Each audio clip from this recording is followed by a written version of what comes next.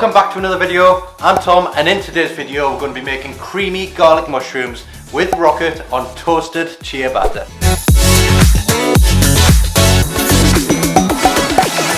Ingredients you will need: